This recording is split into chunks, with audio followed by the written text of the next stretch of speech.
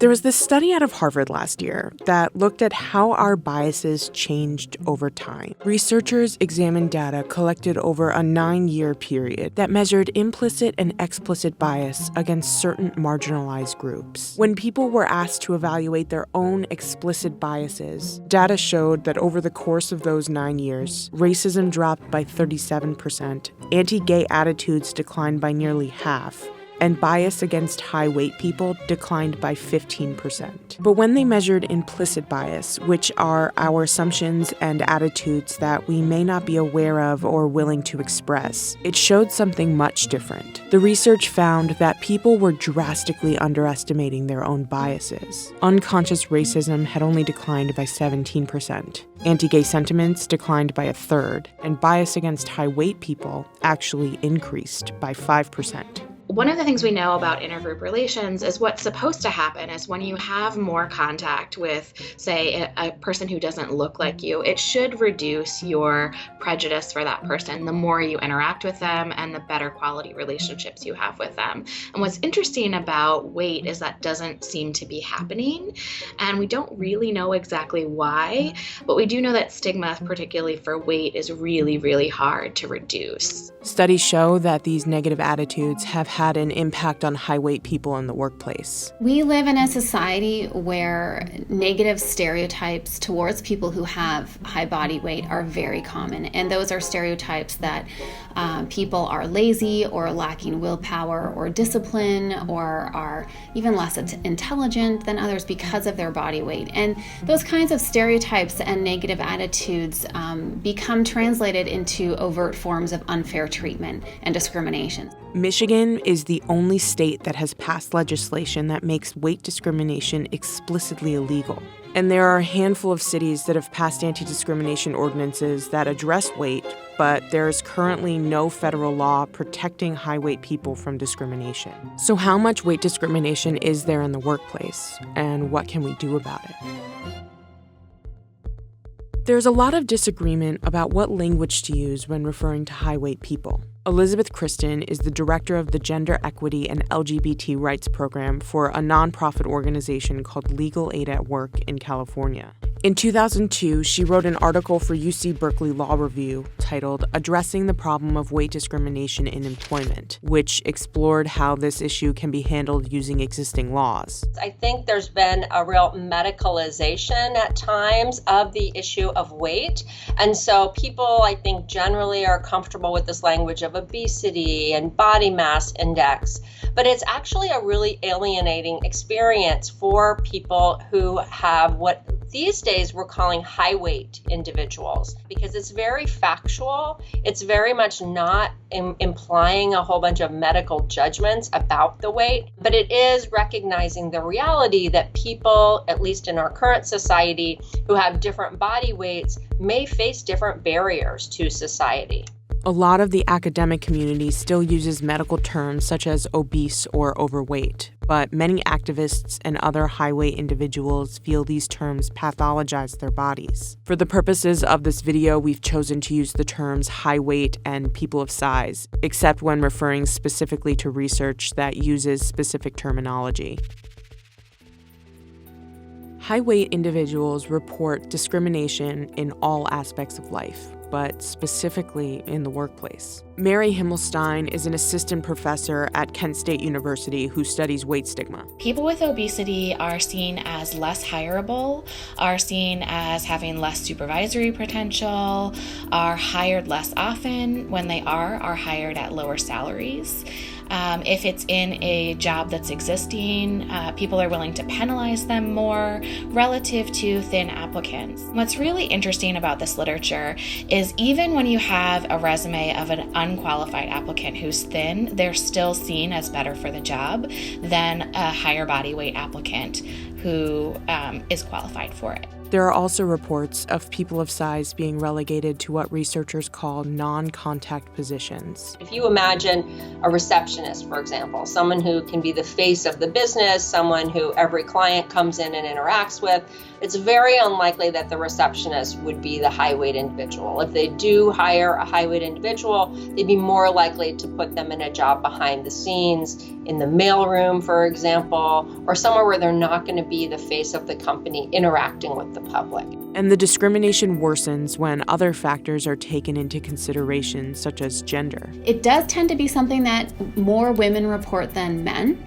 particularly at lower levels of overweight compared to men. So for women, for example, weight discrimination may kick in even if their BMI is only a little bit higher than what we would consider to be a normal or thinner body type. Whereas for men, that weight discrimination doesn't kick in until higher levels of obesity. High-weight people are also consistently paid less than their thinner colleagues. A 2004 study found that obese men made 3.4% less than their thinner counterparts, and obese women made 6.1% less. Where you start on the ladder is really important for where you end up on the ladder, for salary. So if you start low at salary, that means even if you're getting increases and bumps, you're essentially going to stay lower.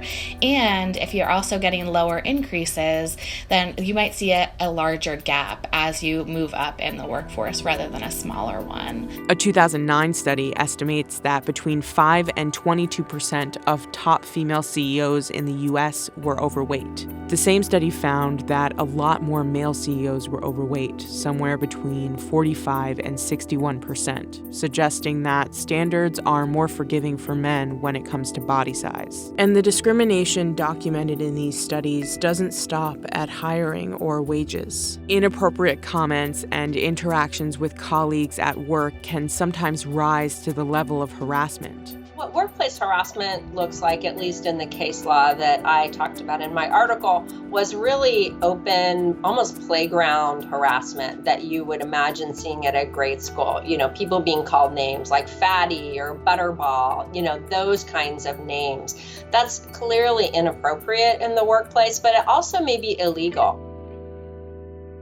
This treatment can also come in more subtle forms. Every single employment experience that I've had has had some negative experience, for sure. That's Lauren Haber-Jonas. She's the CEO of Part & Parcel, a plus-size clothing company that offers customers the opportunity to earn a commission through their partnership program. My first job out of college was at a Fortune 10 company, a very, very large tech company.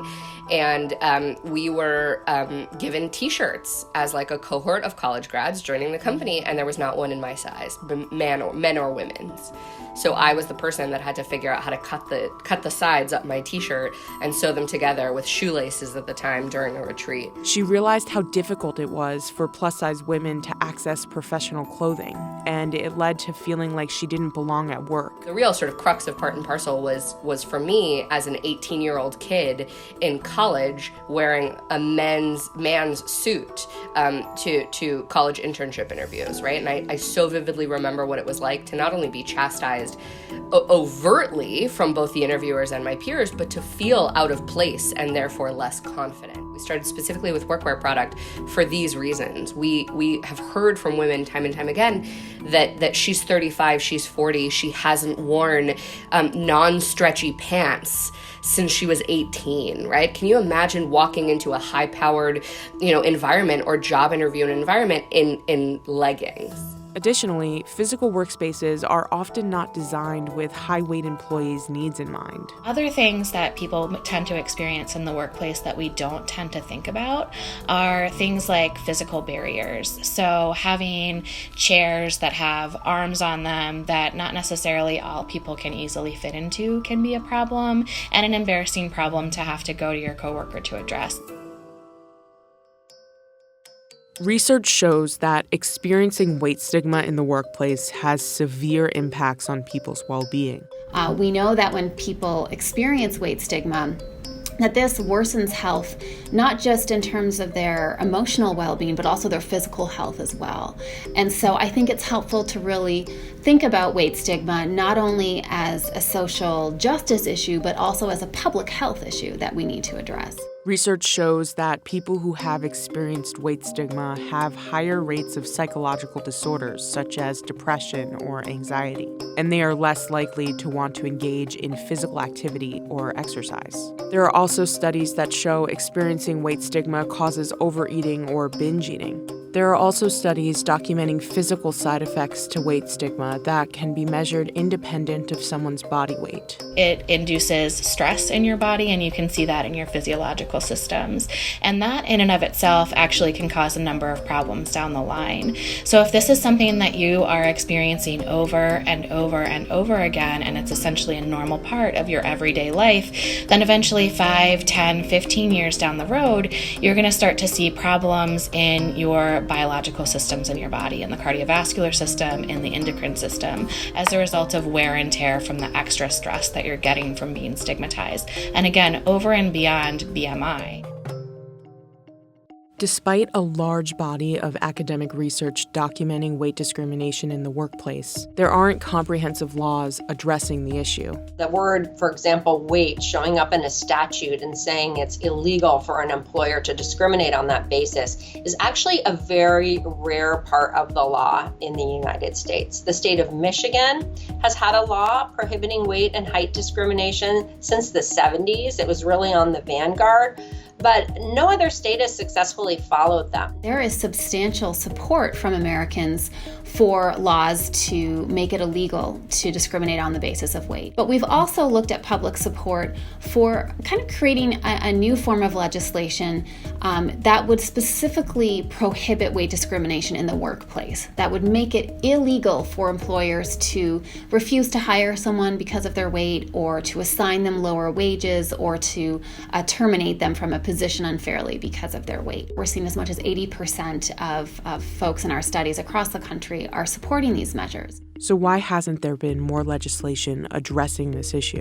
The kinds of opposing arguments that have been raised in the past are concerns that if we pass a law like this, that it would open the floodgates for lawsuits, for example. But if we look at the case of Michigan, that hasn't been the case at all. In fact, the opposite. We really have seen very few cases, probably because it's sending a message that people are aware of, and they're preventing these issues from happening in the first place. Many of the experts we spoke with suggested that employers take the initiative to try to prevent discrimination without formal legislation requiring it. The best companies, the ones who take their HR practices really seriously, they're going to conduct training for their frontline managers. They're going to make sure that they intervene and stop weight-based discrimination, because it can lead to a lawsuit. And even if a company ultimately prevails in a lawsuit about weight discrimination, lawsuits are going to be, for a company, expensive, distracting, not what you want to be spending your time on. And plus, why would weight discrimination bring any value to your company? Why would you want to indulge people to, harass people with these kind of schoolyard epithets like, fatty and butterball? I have received increasing interest from employers about what they can do to address this problem. And, I think within the workplace, this is a logical topic that needs to be included in things like harassment training or diversity education, or also education and training for HR folks and managers. So there are a lot of, I think, relevant places and opportunities where we can really increase education on this issue in the workplace. I've been in this field for almost 20 years, and I'm seeing more positivity, more support, more recognition of weight stigma, that this is a legitimate form of bias in recent years than I have before. And I think that shift in societal attitudes is going to be very important.